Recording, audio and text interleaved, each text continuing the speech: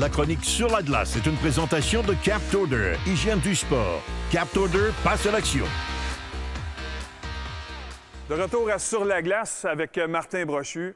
Martin, être gardien de but, ça a l'air simple, pas beaucoup de déplacements, mais il y a beaucoup de technicalité. Mais aujourd'hui, c'est pas nécessairement quelque chose qui va nous aider à arrêter des rondelles que tu veux parler. Tu as trouvé une façon créative pour nous amener à arrêter des rondelles. Bien, effectivement, on va travailler avec un ballon. Aujourd'hui, on va mettre le bâton de côté, ce qui va permettre aux gardiens de but de travailler côté athlétique un petit peu plus. Donc, on sait aujourd'hui les gardiens de but sont très athlétiques.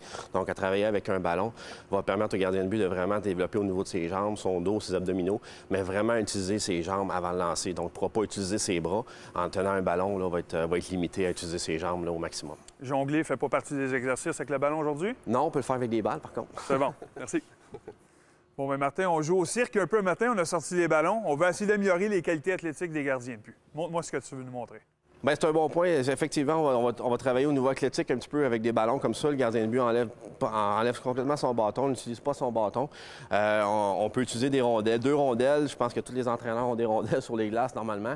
Donc, ça peut être en zone neutre, ça peut être n'importe où sur la glace. Si un gardien de but, c'est des demi-glaces, un gardien de but dans les filets, l'autre gardien de but peut travailler sur le bord de la glace juste avec un ballon et 2 rondelles. Donc, pour le premier exercice, ce que j'aime travailler avec un ballon, c'est qu'on travaille beaucoup au niveau de la posture, on travaille beaucoup au niveau de la position de base. Donc, Justin va prendre une bonne position de base. On ne veut pas que le ballon soit collé sur nous. On va avoir le ballon un petit peu éloigné. Donc, pas trop large au niveau de sa position de base, très important. Et on va effectuer un déplacement en T de l'autre côté. Pouce en T, boum, hop. Donc, parfait, excellent. On s'assure que nos 2 pieds sont bien positionnés. On revient de l'autre côté, pouce. Avec un ballon comme ça, il va utiliser beaucoup ses jambes. Donc, on n'a pas le choix, ne peut moins utiliser son corps et ses bras. Il va travailler au niveau des jambes, mais c'est ce qu'on développe beaucoup au niveau de cet exercice-là. Est-ce que le ballon a tendance à nous faire pencher vers l'avant? Ça devient plus difficile, question posture pour le gardien de but? Très bon point. Ça arrive très souvent, en fait, que le gardien de but. C'est pour ça qu'on travaille beaucoup la posture, travaille beaucoup la position de base avec le ballon. Donc, le gardien de but doit utiliser bien ses jambes, bonne position de base. Et on ne veut pas un exercice, on veut pas que ça soit trop rapide. On veut que ce soit tranquillement. On prend une pause comme ça ici, c'est très bien. Une pause, 1 seconde, on revient de l'autre côté. Donc, c'est très simple comme exercice. Par contre, c'est de la technique. Parfait. Ça, c'est beaucoup plus... On y va avec la qualité et non la quantité. Right? Exactement. C'est pas un exercice juste cardio. On va demander au gardien de but d'aller papillon, tourner ses hanches et de pousser en T de l'autre côté. Explose de l'autre côté. Excellent. Il y a ses 2 pieds en haut de demi-cercle. On va faire la même chose de l'autre côté. Descendre papillon, bonne position de base, exactement. Excellent, continue, même chose. Explose de l'autre côté. Dernière fois. Ce que tu regardes précisément, c'est position des jambes, le corps. Y a-t-il d'autres choses qui sont importantes ou que l'entraîneur doit porter attention? Bien, c'est certain qu'au niveau de la position de base, on veut s'assurer que le gardien de but n'est pas trop penché, comme tu as mentionné. Ouais. On ne veut pas que le gardien de but soit trop large au niveau de sa position de base. On veut s'assurer aussi que le gardien de but a les 2 pieds sur le demi-cercle et non pas un pied à l'intérieur, donc pour couvrir vraiment les angles, le bas de la glace. Donc, c'est certain que c'est un exercice qui va travailler beaucoup le niveau des jambes et c'est un peu l'objectif de cet exercice-là. Parfait. Donc, on va aller voir le prochain exercice après. Oui. C'est bon. Dans cette partie-là, Martin, tu as ajouté 2 joueurs. Il y aurait des tirs au filet. Explique-nous un peu ce que tu veux démontrer.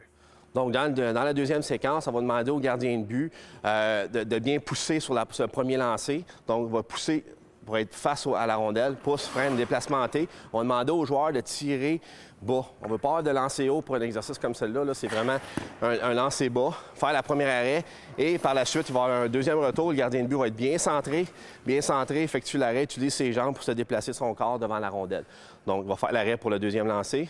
On va lancer bas. Donc, on demande aux tireurs, encore une fois, de garder les rondelles basses. C'est pas un exercice pour les tireurs, c'est un exercice pour le gardien de but. Donc, le gardien de but utilise bien ses jambes, suit son retour sur la dernière rondelle, par contre. On peut aller un peu plus rapidement. Pouce, freine, bien centré. Boum. Excellent, il se relève pour le dernier lancer. Donc, le gardien n'a pas le choix, ne peut pas utiliser ses bras pour son déplacement, doit vraiment utiliser ses jambes, pousser. Donc, le cerveau, en fait, c'est la programmation au niveau du cerveau qu'on travaille en même temps et la force des jambes. Dernier coup.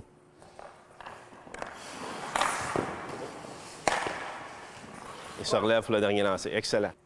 Alors, Martin, là, on a vu que le gardien de but utilisait un ballon de 3 kg. Évidemment, à la maison, on peut être un peu plus créatif. On a des ballons, des balles, même un gant de hockey qui est plus léger pour les plus jeunes. On peut varier le poids, mais il faut toujours être un petit peu consciencieux de l'âge et de la grandeur des joueurs. Donc, Martin, merci beaucoup de ton temps, de ta chronique. Et nous, on se revoit la semaine prochaine.